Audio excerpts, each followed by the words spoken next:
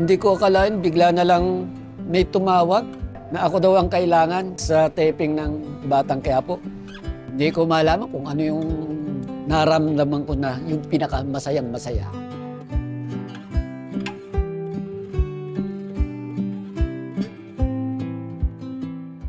Umuwi na ako ng probinsya noon, mga 4 na araw na ako sa probinsya na talagang wala na akong balak na bumalik rito sa Manila.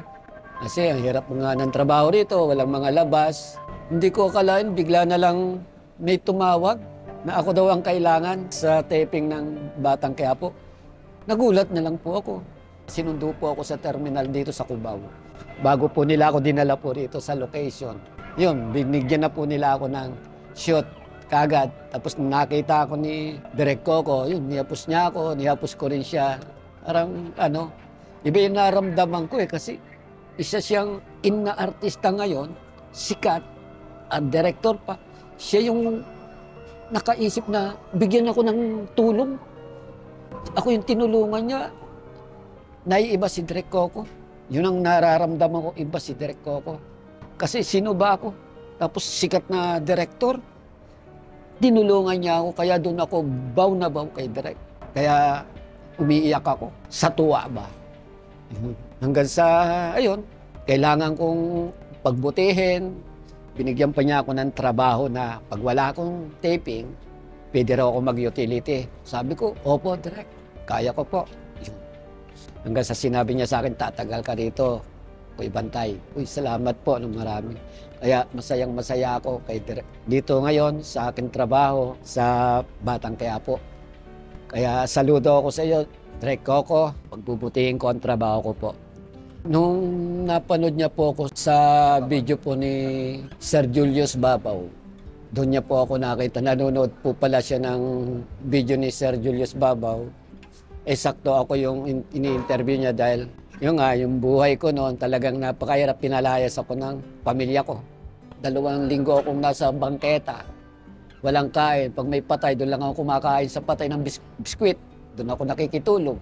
Tapos hanggang sa wala akong ligo, wala akong bihis. Hanggang sa may taong na nakakilala sa akin, si Sir Alex Sabrano. Yun, tinulungan niya ako. Tapos hanggang sa napanood nga ni Direk Coco, naantig din po siguro sa akin, kasaysayan. Dahil biro mo, mga anak ko, hindi ako pinapansin.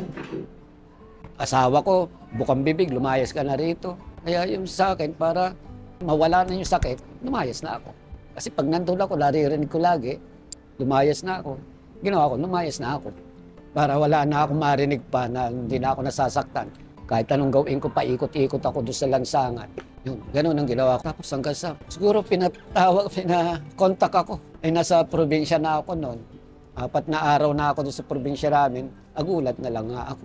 Na bigla na lang, kailangan pala ako rito ni Direk Coco. Kaya yun, aking pasalamat ko.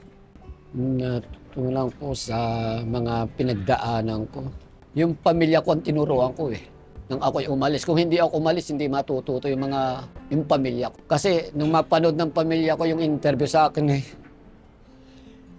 Sir Julius Babaw, inaano ko raw sila, lalo daw kung sinaktan sila.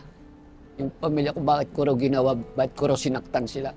Sabi ko, hindi ko naman kayo sinasaktan eh. Nagpa-interview lang naman ako dahil totoo eh, sabi ko. Kung hindi ako nasasaktan sa inyo, hindi ako alis ng bahay. Kasi anak ko kayo, pamilya ko kayo. Pero nasasaktan na ako eh, kaya umalis na ako. Bukang bibig nga ng nanay mo, sabi ko. Lumayas ka na rito, wala kang kwenta rito. Porque ba wala akong hanap buhay para maibigay sa pamilya ko. Sa mga anak ko naman may mga trabaho naman siguro, hindi na nila kailangan yung bigay kong pera. Yung asawa ko lang siguro ang kailangan ng pera. Kaya mainit ang dugo sa akin.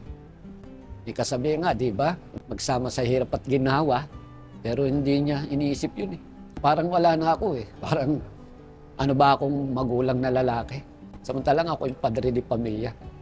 Alam na ng family ko na makakasama na ako dito sa Batang Quiapo. Tuwan-tuwa nga sila eh. Isa pa, nagkabalikan kami dahil kay Sir Julius Babaw. Gusto niya pagbatiin kami. Kaya nagulat na lang ako nung nandun pala si Sir Julius Babaw sa bahay namin. Pinatawag ako. Yun, nagkaayos na kami. Okay na yung buhay namin pamilya. Nag-iiyakan nga yung mga anak ko. Masasabi ko lang po sa inyo, Direk Coco, maraming salamat sa ibinigay niyo sa akin trabaho at pagbubutihin ko po na hindi ko po babaliwalain po ang mga sinasabi niyo po sa akin. Gagawin ko po lahat na maging mabait na tao, mapagmahal sa kapwa, masunurin sa kapwa. Saludo ako sa Direk Coco. Hindi kita makakalimutan. Mabuhay ka, Direk.